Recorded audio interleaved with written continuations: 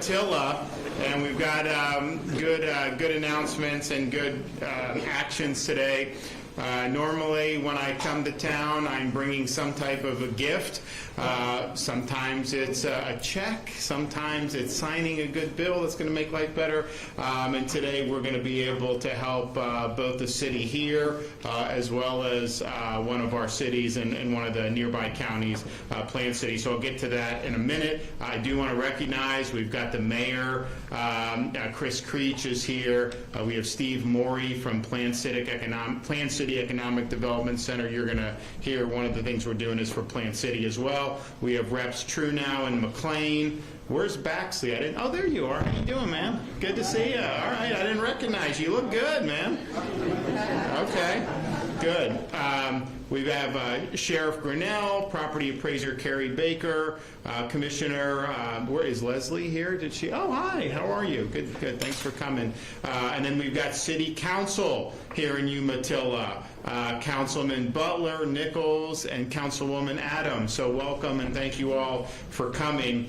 If you look at where we are compared to other states, and I've been saying this, and it's true, and then they keep publishing data that shows it's true. A lot of people, don't want to necessarily believe all the time because they want to try to be negative, but we have the lowest per capita debt of any state in the United States, 50 out of 50 for lowest. So if you look at like Massachusetts and some of those... If you look like Massachusetts and New York, like the average citizen, each citizen owes like 10, 12, 13,000 for their state's debt. Florida, it's like $600 per person if you look at the total amount of debt. And so when we, since I've been governor, we've actually paid off 36% of our state's total taxpayer-supported debt. That's from the 1800s all the way to the present that we've done. And so we've done that. This budget I signed a week or two ago has $500 million to accelerate even more debt repayment. So we're going to bring that number down even more. And honestly, I mean, there are times where you do debt when interest rates are low. You can bond projects, and it's probably cheaper to do that. Now, I don't know that you want to do that where interest rates are where they are. But the reality is there may be times you do it. But even so, I mean, you have such a low burden in Florida. So we're happy about that. We also did the budget. And not every legislator likes to hear this, but the budget that I signed that starts July 1st actually spends less than the current year's budget does.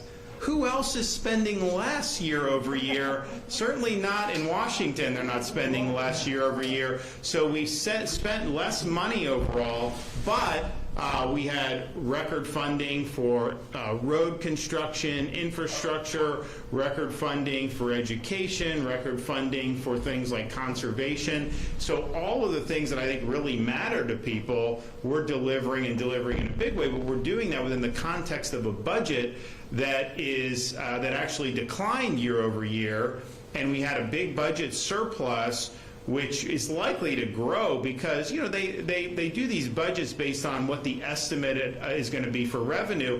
And I think since probably 3 or 4 months into COVID, I think we've exceeded the estimates in terms of revenue into the state almost every month, but certainly pretty close. So this is going on 3 years, 3.5 years, where that's been going on, and they keep revising it upward. And oh, by the way, we're lowering taxes while we're getting more revenue coming in. We're getting more revenue coming in because there's a lot of things happening with Florida's economy. So you have big surplus that will likely grow going through the fiscal year.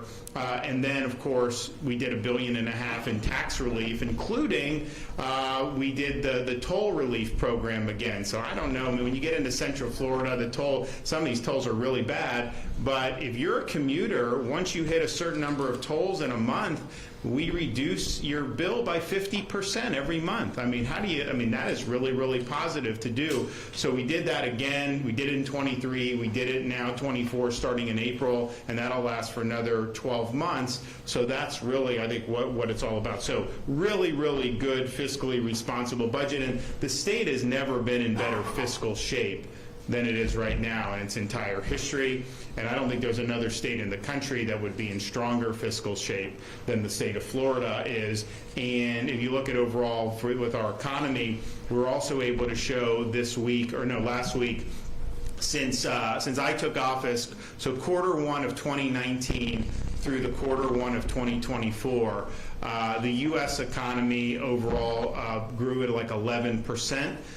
Florida's grew at 22%. So we doubled the economic growth of the entire country just since I've been governor. So that's pretty good. And then also just saving taxpayer dollars. We had a situation where when I came in as governor, we said, okay, we need to deal with illegal immigration. Now, at the time, the Trump administration, if we had a criminal alien, they would really want to work with us to get rid of to send the alien back.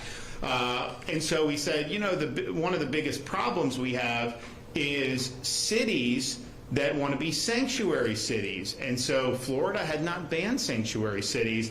So when I came in, we've got to ban sanctuary cities. And so we did. We banned sanctuary cities. Just saying, look, if you have somebody, you got to cooperate, and we got to all be on the same page in enforcing the law. Well, when Biden came in, he basically opened the floodgates at the border, didn't want to enforce the law. They were actually criminal aliens. We'd have people get out of prison in a Florida prison who were here illegally. We would notify ICE and the Biden, and there were some of these people they refused to pick up. Just what? They just get to go along about their business after having committed a crime and been sent to prison? Give me a break on some of this. And so we've had to do all these different things to really push back against that. We've sent people to the border to help Texas interdict. We've had National Guard. We've had state law enforcement. We've put a lot of vessels in the water protecting particularly southern Florida's coast, because you have people from like Haiti will get in a boat and try to show up here. So we've interdicted a lot and stopped a lot of that coming. Coast Guard does the majority of it because that's their job, but we've helped fill in the gaps on that, and we're happy to be able to do that. We've even helped transport illegal aliens to sanctuary jurisdictions like Martha's Vineyard. We're going to do whatever we can. But one of the things we did was we said, we are not going to do in Florida like they do in California, driver's license for illegal aliens. We're just not going to do that. And then we said, which is good, but that really, you shouldn't be doing that. But what if someone comes from California with that? We said, we're not recognizing driver's license from illegal aliens from other states into the state of Florida. And then they said, so once we did that, they were like, well, we're just going to have nonprofit groups issue IDs to people here illegally. So we nixed that and said, you're not going to be able to do that. So we've been able to do a lot on that to deter people from wanting to come. We also said, because, part of when you have illegal immigration, particularly at the numbers, you do have criminal aliens. There's no question about that. You see these victims. We have angel parents in Florida who've lost sons or daughters because of that. So those are crimes that if you just had control of the border would not have happened. We can say that. It's harder to say like a run-of-the-mill crime committed by an American that sometimes they could be prevented, but these people are here and they're American citizens. People that are coming illegally, if you just had control of the border, any crimes that were committed after that would not have happened by definition. So it's something that's really, really significant when you see that. But so you have that. I also think, in fact, I was asked last night, you've had 10, 11 million come in illegally since 2019. What are the odds that there will end up being a terrorist attack as a result? I think there will be. How could you have that many people and not have some people that are hostile? And when you talk about 10 million, you're saying if only like 1% are bad, that's going to cause havoc. And we know there's obviously more problems than that. So I think from a security perspective, it's a big deal. You have seen drugs, you've seen all that. But also, just the sheer number of people imposes huge burdens on communities, on schools, on different types of services. They had the Army-Navy game in New England, and all the hotels were being filled by illegal aliens, and so the veterans didn't have a place to stay for some of this stuff. So you have all these different things where they're putting American people last. So what we said is, look, we've got to get a handle on this, and so we require, because people show up at hospitals and they do, and they get, usually on the taxpayer, we'll get treated for something. A lot of times they'll go to an emergency room. It's not necessarily an emergency, but when they do that, they do. So that's just a fact of life. That's federal policy. So we said, okay, when you're going in to the hospitals in Florida, they need to ask about whether you're here legally or not.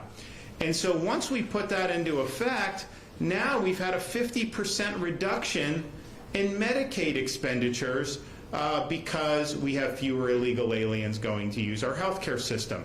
That is what you need to do to be able to protect taxpayers and to be able to uphold the rule of law. So we've taken a lot of action in that regard that's been very, very positive. On the other hand, we still have courts that will stop if you try to enforce immigration. So we passed a bill. If you smuggle in people illegally into the state who are here illegally, we're going to hold you accountable for smuggling. And federal court said, you can't do that. Only the federal government can enforce federal immigration law. And that's a total misreading of the Constitution. Now, that's what the Supreme Court has said. In probably about 10, 15 years ago, they issued a ruling in the Arizona case. I think that needs to be reversed, because it's one thing to say the federal government has clear constitutional authority to do something, and they do something lawfully and constitutionally. That is the supreme law of the land. So, for example, if you had a federal government that wanted to enforce immigration law, I think it is a problem to have a state or a city say, we're not going to enforce it and we're going to harbor people who are illegal. I think the sanctuary jurisdictions are problematic. Now, a lot of people on the left and the media, they celebrate those. But we're in a different situation. You have an administration that won't faithfully execute the law. So you have states and some localities, they just want to enforce the law on the books. And the courts are saying, if you're faithfully enforcing the laws on the books, because you're a state or local, you're infringing on the federal government's prerogative to set immigration policy. The way you set policy, if you don't like it, have Congress change it, but you don't just get to ignore the law, and that's what the federal government's doing. So all the things that states have done regarding enforcing directly immigration law, courts are stopping that left and right. And that's going to continue to happen until we get to the Supreme Court and have them reevaluate some of the cases that they've set down over the years, because it's making it very, very difficult. Texas, someone comes across the border, they should be able to just take them and send them back. You shouldn't have to turn over to Border Patrol, because with Biden, they're releasing them into the interior of our country, and that doesn't make any sense. But nevertheless, we've saved a lot of money because we've had good policy and stood up for taxpayers with respect to fighting illegal immigration. Now, what are some of the results? Florida's #1 in new business formations since I took office in 2019. We've had almost 3 million businesses formed in Florida over that period of time. We are, of course, #1 net domestic migration, and you obviously see a lot of people on the roads, which we did a lot for infrastructure, so we're going to build more roads and accelerate that. For the last 12 months, we've added 220,000 jobs. 7,000 have been manufacturing jobs, and I think it's really important, and we've grown manufacturing jobs. I think we've done about I think close to 100,000 over the last 5 or 6 years. So we want to continue on that, and I think what I'm going to award today is going to help with that. But those are really, really good jobs, and we've had people move into Florida for manufacturing. We've also done a lot of workforce to make sure that we're preparing people for those types of endeavors. We have had a lower unemployment rate than the nation as a whole for 43 consecutive months. That's almost 4 years we've been beating the national average. We have added jobs in 47 of the past 49 months since May of 2020, kind of the COVID depth, and our over the year-over-year private sector job growth rate has exceeded the nation's for 38 consecutive months. You know, some of these jobs that are being created that Biden talks about, a lot of those are government jobs. I think here, you know, we've had a lot of private sector growth, which is really how you want to power an economy. So that's great. And add to that, 2 years in a row, we've been ranked #1 in America for education by U.S. News and World Report, including #1 for higher education for 6 years running. So we're very proud of that. I wish we'd be #1 in football again, at least one of our schools. We'll see what happens on that. But that's really, really good. And Wall Street Journal did a ranking. University of Florida was our top ranked school in Florida. They ranked 15 in America, number 15 overall in America, including private schools, and they ranked at the top public university in the United States. And so that's a huge, huge plus. But get this, as a Florida resident, you go to school, and we have not raised tuition 1 penny since I've been governor.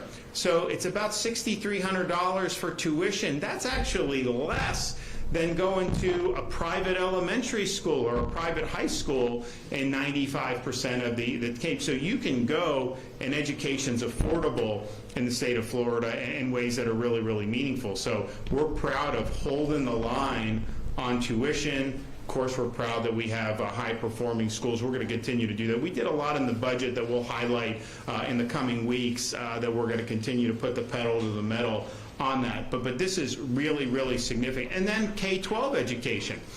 We have universal school choice in Florida, so the money follows the parent and the student. So as a parent, you have options to be able to find the best school for your kid. Maybe that is your local school. Maybe it's a different public school that's a charter school that's not controlled by this local school district. Maybe it's a private school and you take a scholarship and you go there. Regardless of income, parents now have the ability to be able to make those meaningful choices. And so the state of Florida, we have more school choice than any state in the entire United States of America. And that's part of the reason why we've done well, because people are able to get in places that are really, really good and really, really positive. So there's a lot, and we did a lot on infrastructure, and I'm going to talk a little bit more about that probably in the coming weeks, but we saw a need for some of these projects, particularly in Central Florida.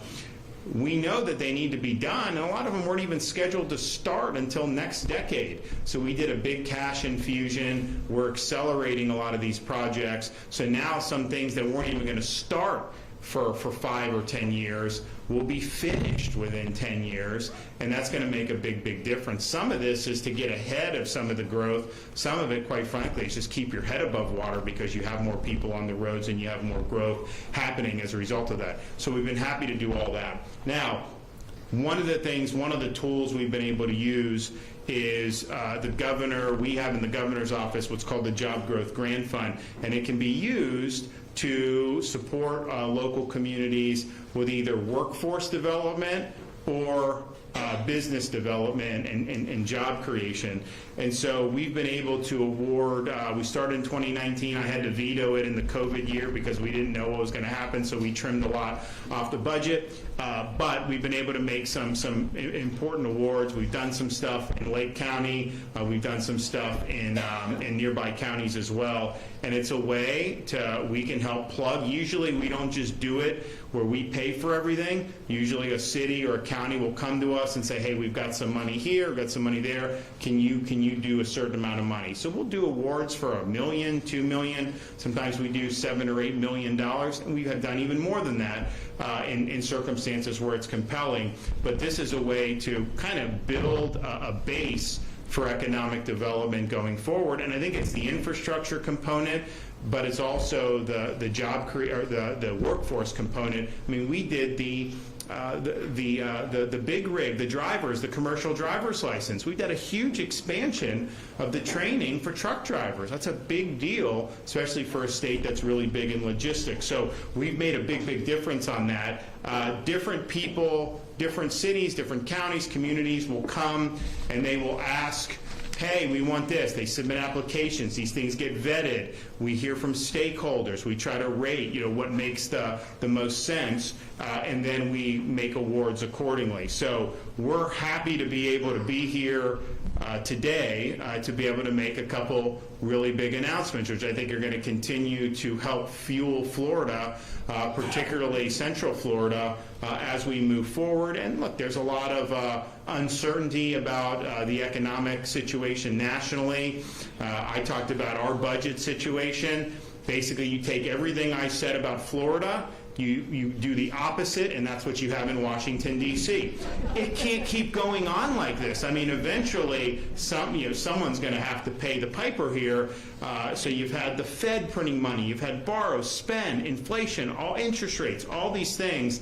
Not necessarily something that's sustainable, so we want to build as strong a base as we can. If you remember during the housing bust in 2008, when they had the Great Recession, Florida was so much invested in the housing, tourism was big.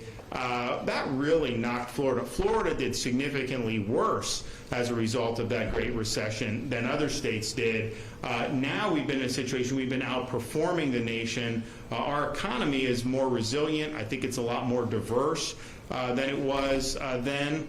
And I don't know what's going to happen, but I think what we've done has really built a strong foundation for the future of Florida in good times, and potentially if we have to weather storms imposed on us from our folks in Washington, D.C. So we're mindful for all of that. We look to areas where there's a lot of potential, particularly on this industrial development. So we're here today in Umatilla, and the request was to help with the Lake Ferns Industrial Park. And so this houses companies in advanced manufacturing and construction material industries. If we give the award, we think that it could lead to an estimated 300 new high-wage jobs in the communities. And so I wouldn't come here if I was going to deny the award, obviously. So we are pleased to be able to announce that we will, in fact, be awarding $4.8 million from the Governor's Job Growth Grant Fund to the city of Umatilla for infrastructure improvements at Lake Ferns Industrial Park. So that'll be great.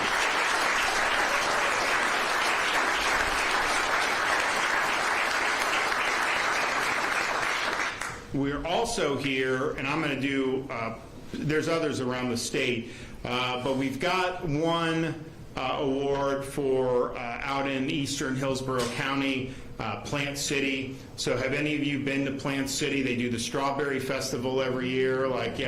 Really, really good. Big, juicy strawberries. Better than the supermarket because they're fresh right there, and they do anything you want. Strawberry shortcake, strawberry milkshakes, strawberry Belgian waffles. I think they do somehow they put it into burgers and have a strawberry. Anything you can think of. There's a strawberry cinnamon roll, you name it. So we go, my wife and the kids have a good time, but it's the top winter strawberry harvest in the United States of America. So if you haven't gone, you should. And our Attorney General, Ashley Moody, was the Strawberry Festival queen when she was growing up there way back in the day. So it's been a launching pad for folks to do a lot of cool things. So Plant City wanted some help on infrastructure, and they want to create a 2.75-mile loop extension of one of their roads there. And so that's a $5.5 million price tag. Again, I wouldn't be mentioning this if we weren't going to award it. So we are going to award that $5.5 million. What this road is going to do, it's going to create access to about 310 acres of light industrial development and commercial development sites out there in the eastern part of Hillsborough County. You're talking about, so this will construct roadways, water distribution system, water collection system, reclaimed water distribution system, electrical infrastructure, and commercial utilities. So this is a big deal. This whole project that this is really linking to will lead to potentially 2,800 new jobs in the Plant City area, and they've already got 1,000 jobs that are happening in that area right now. So this potentially could be a really, really big thing. We believe in making things in the state of Florida. I don't want everything made in China. That's not good for this country, and it's not good for our state. And what we found is, if you are, and we have vocational education in middle school now. When I became governor, we were in the bottom half of states for workforce education. And as much as I was talking about our universities doing well, yeah, the reality is you look around the country, a lot of these universities, what's going on there is horrifying to see what's being taught, how these people are behaving. And so, yes, there's a role to have really good quality classical higher education, but there's also the acknowledgement that piece of paper is not some type of magic ticket. You go $100,000 in debt and you get a degree in zombie studies, you're not going to necessarily have the C's part for you. So to say that you have to go and get a 4-year degree is not true. For some people, it's great, but for others, you get a certificate in high school for some of these HVAC, welding, electrical, these things. You will be employable. You're guaranteed to be employable. These are high demand fields right now. And so if you look at manufacturing in Florida, that's one of the highest paid fields for workers in the entire state. Average annual wages are over $74,000 for people that are working in these various facets of manufacturing.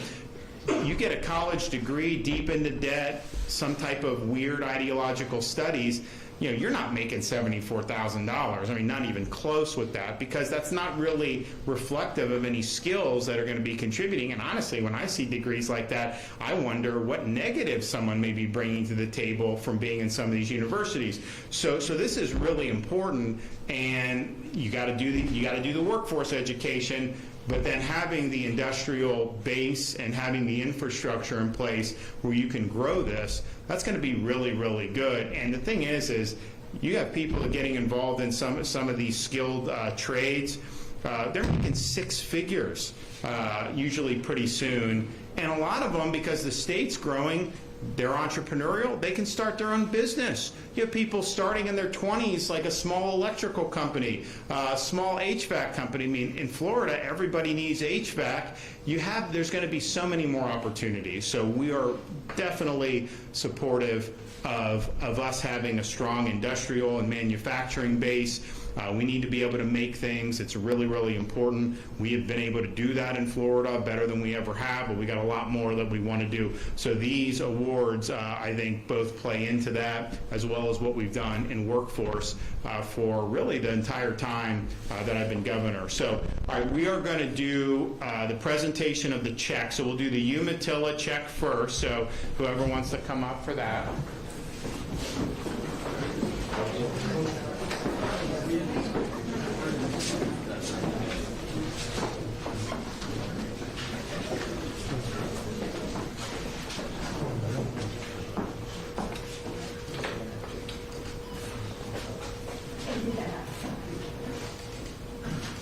All right, congratulations. Who wants it?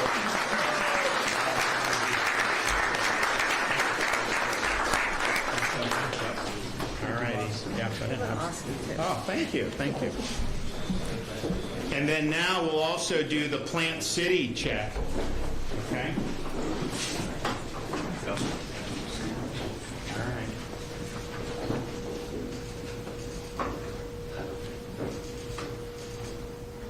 Right, go ahead.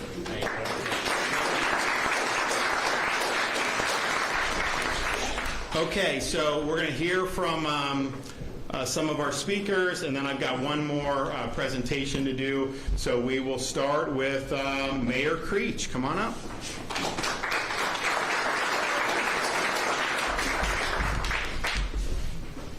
So good morning, everybody. Welcome to our beautiful city of Umatilla. I'm Mayor Creech, and just wanted to take a couple minutes to color in, what this grant award means to us and and what our project is going to look like a little bit. So first of all, and most importantly, I would like to thank Governor DeSantis for his service to our nation, the great state of Florida, and the city of Umatilla.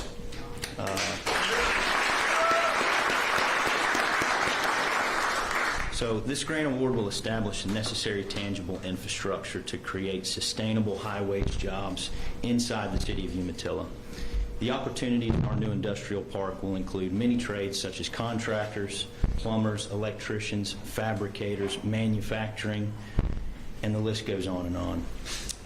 Umatilla has thrived for well over 100 years as a citrus and farm-based economy. Unfortunately, that industry has forever changed over the last several years, and citrus alone is no longer a sustainable option for high-paying jobs in our area. Umatilla is not immune to the fast-paced growth that the rest of the state is seeing. With our city population set to increase over 30% in the next 5 years, we strongly felt the need to diversify and attract enterprise to our community. We recognize we could not expect our job base to just mainly be comprised of retail and restaurants forever. We wanted a more sustainable option to bring this enterprise in. So by the blessing of this grant, we'll be able to provide the foundation for job creation inside the city in a meaningful way that will touch thousands of livelihoods and households in our city. This journey all started with Umatilla partnering with our good neighbor, the city of Eustis, to be our wastewater treatment provider. This initiative saved our local taxpayers over $7 million by not having to construct a new wastewater treatment facility. In addition, this freed up approximately 40 acres of our former spray field and paved the way for this new industrial park. And this grant was the catalyst to make it all happen. As a small city, Umatilla does not have the financial capacity for an initiative like this. While we do run balanced budgets every year, we just don't have the extra funding to make things like this happen in a meaningful way. Without the support from our governor, the legislators like Representative Trunow, Representative Yarkowski, and Senator Baxley, this vision would never become a reality. So I believe that the free state of Florida is the best state in our nation to live. Just the fact that our government can provide opportunities such as this while simultaneously running responsible, balanced budgets like the governor indicated, I am so thankful for that. My kids are thankful for that. My grandkids will be thankful for that. So that's the biggest thing to me. That makes this award so much sweeter. And to me, that is what positive, meaningful economic development is all about.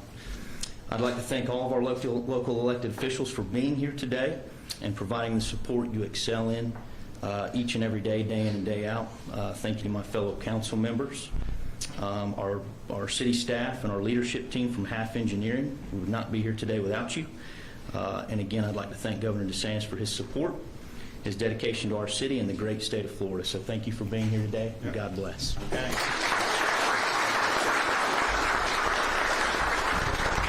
Okay, Representative Trunow.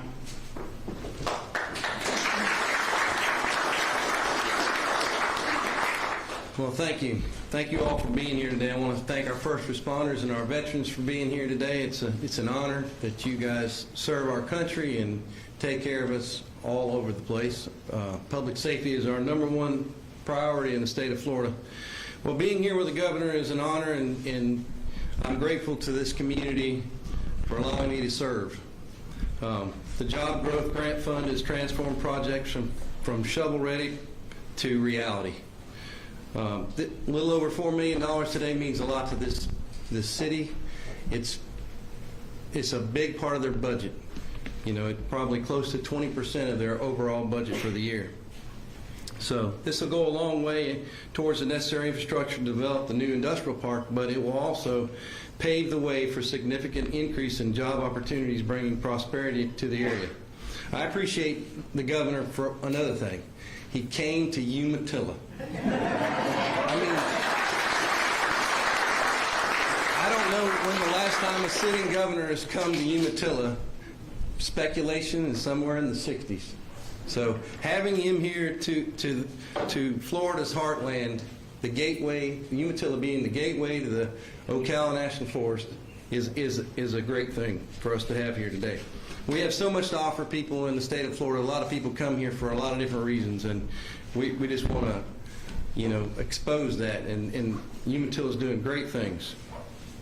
Lake County and the city of Umatilla and its residents are working to grow the economy. Thanks to this investment into this community, we're able to create more jobs and attract. We have 4,000 students that graduated high school in Lake County, about that, right? And we need to create pathways for them through vocational education, workforce training, to be what they want to be. Grow up to be plumbers and electricians and whatever they want to be. And we've done a lot of that in the last 4 years. It's been great for me to be a part of that. I'm a guy that's a product of workforce training. I didn't go to college, and we don't all have to go to college. But we can have those things in the vocational education centers to teach these children where and how they can do better, and then working with our local college system to do the exact same thing. And this year, there's a $100 million block grant to help pre-K through 12, the technical centers and the college system to line up and help these children figure out what they want to do at an early age so they can have a direct path to a career. So great things. Today is a great day for Lake County. I want to thank Governor DeSantis for his leadership in delivering opportunities and for his commitment to helping our citizens achieve their vision of the American dream. Thank you.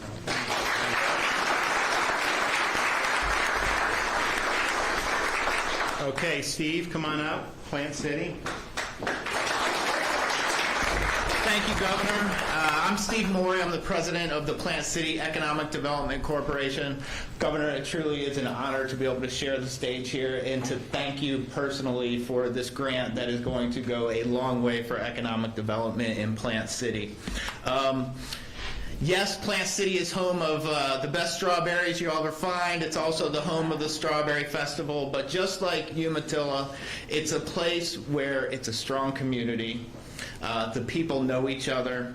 The people care about each other. And we have a strong community organizations. We have strong leadership that wants what is best for its citizens. This infrastructure grant will provide economic growth that will bring new jobs into our community, an investment that will allow us to continue to grow and support the prosperity of Plant City. In Plant City, our motto is embracing the future while preserving the past, which I know all of you can relate to. This grant will allow us to do just that, Governor. I want to thank you for awarding the Job Growth Grant to Plant City. This is a big deal for us, and we are very grateful. To you and all of my new friends in Umatilla, you're all invited for a great big strawberry shortcake anytime you want. The Plant City EDC is right downtown. Stop by and see me. Thank you for allowing to share the stage. This is we have a say. We have another say. We have lots of sayings in Plant City. Another one. It's always a great day in Plant City. Well, today it's a great day in Plant City, and it's a great day in Umatilla. And finally, Governor, thank you again for your support of Plant City and all of the communities of Florida. Your continued leadership is greatly appreciated. It has always been great to be a Floridian, but it has been amazing to be a Floridian the last 5 years. So thank you.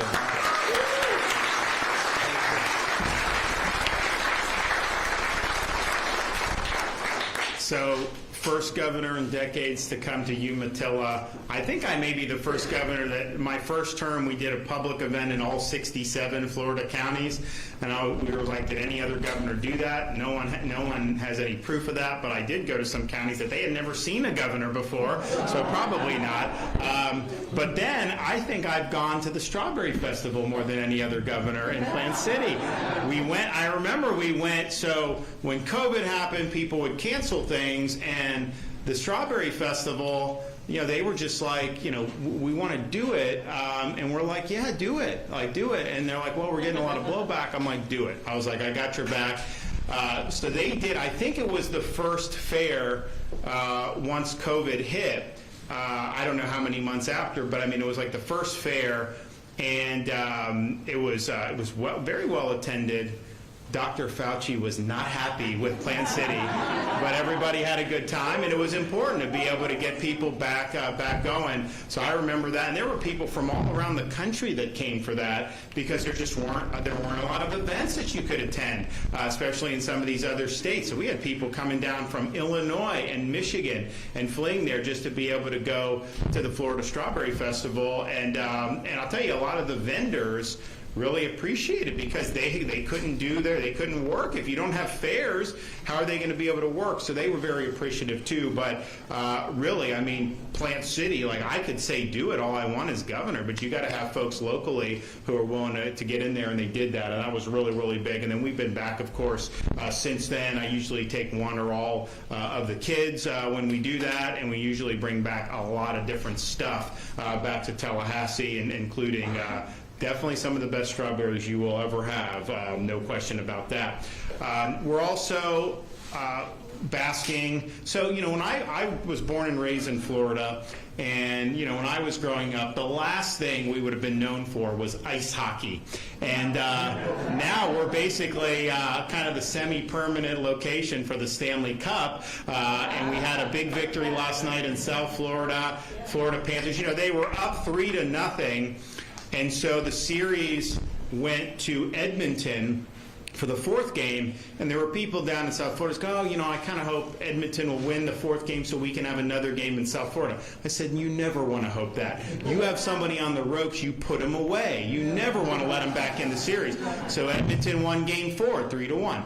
Edmonton won game 5, 3-2. Edmonton won game 6, 3-3. So last night was for all the marbles down in South Florida. So they ended up getting 2 additional Stanley Cup Finals games, and then were able to win 2-1. So between the Lightning and the Panthers, this is kind of like Hockey Central there. It's interesting because when I was growing up, no one played hockey. You go to like a mall, maybe they'd have a rink. Now youth are involved in Florida in these hockey leagues that they do. Obviously, you can't grow up and just do it like they do in Minnesota, just go on a lake in the winter, but it's interesting how that has been something. But we definitely dodged a bullet in that game last night, because it's when you lose 3 in a row like that, a lot of times there's a momentum that takes place. So good on them for doing it, and it was a great year for them all the way around. And so we're excited to be able to keep the Stanley Cup in the most tropical state in the United States. So, all right, we got any questions? Oh. Before I do that, so I think most of you know we had earlier this month, June 6th, was the 80th anniversary of the D-Day invasion. And we had 80 years ago, you figure most of the people there, I mean, maybe they were 17, 18, 19, but people that are, most of those folks, of course, we had a number of people killed in action that day, but most of the survivors, the veterans, have passed away. And so we thought it was really important in Florida to honor the surviving D-Day veterans that we have in our state. And a lot of them traveled to Normandy for the 80th anniversary, which I'm sure was a very special thing. And we said, look, whenever you get back, we are going to make sure that we award the state of Florida's Medal of Merit to all of our surviving D-Day veterans. And this is for extraordinary meritorious achievement to either the state or the country. And so we're fortunate. But what they said was, you know what? Someone was in D-Day, they're probably in their 90s, maybe even over 100. We're not going to have everyone show up in Tallahassee and do one big event. So when I'm in the neighborhood, we will present the Medal of Merit to the veteran and make it more convenient. So we did one in South Florida last week. And so we're here today doing one of our D-Day veterans from Central Florida named Mel Jenner. So Mel, come up here in a minute if he wants to speak. He'll be more than welcome. But he joined the National Guard in Michigan. He's from North Dakota. Joined the National Guard in Michigan as a teenager, and got thrust into service in the 1940s before D-Day by doing things with the Royal Air Force. So as all that was happening, like 1943 and 44 leading up to D-Day, Mel was involved in that fight.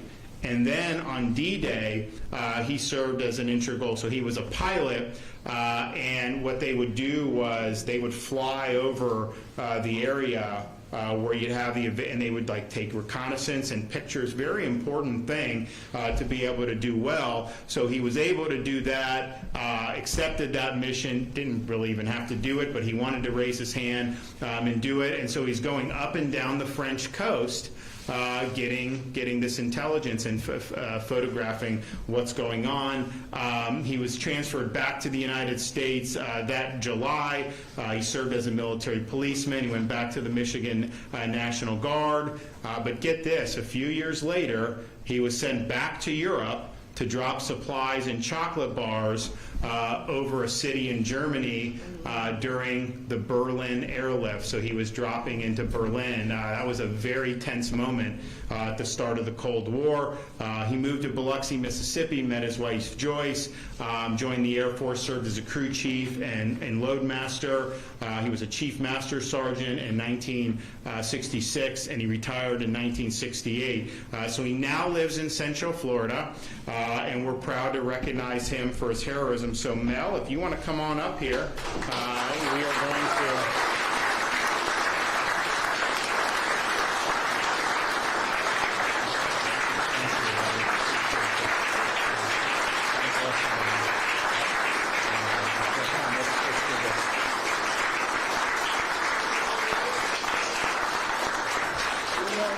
Here, come up here. And then this is a lapel pin. You know, I thank you all, Governor, that you're our governor. And we, the people of Florida, are so thankful that you're here. It has been a wonderful, wonderful month for me. I went back to France, and the people were just wonderful. And even to the little ones would stand there and give me a big salute. And the people were just outstanding in every way. Everywhere we went, they just wanted nothing but to thank us. And I walked on the beaches of Utah and saw where our boys were going ashore, and it sure didn't look the same to me. The good Lord was with us, and the sea was just as calm, and the beaches were smooth, and the obstacles were all removed. And for 70 years, I lived with that in my heart. But now, I can tell the story, and I'm so grateful to be able to do that. I'm still here. Thank you for your service.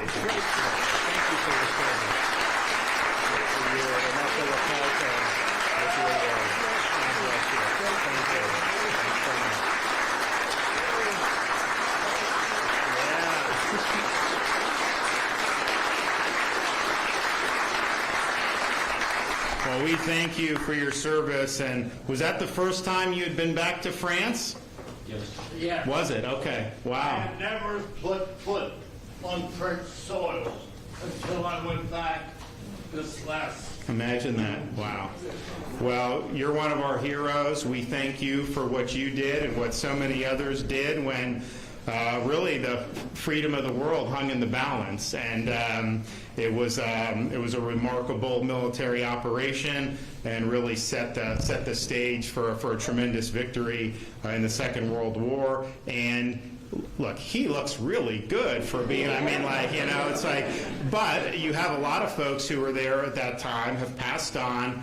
As time goes on, you're going to have less of that first person account as the years go on. That's just the way life works. And I think it's important for us to make sure that young people understand what had been done, I'm in a situation, this is like, grandparents' age for me. So just imagine someone starting school, you're talking about great-grandparents or great-great-grandparents who would have been in that generation. And so it's not as fresh. That's just the nature of it. So we really have an obligation. Part of the reason we wanted to recognize these veterans is so that people could see, we do have some of these great valued servants that still live among us, but also we want people in future generations to realize the cost, how this was hanging in the balance, and everything that went into this. And we're not just doing it for one press conference or that. We have passed legislation in Florida,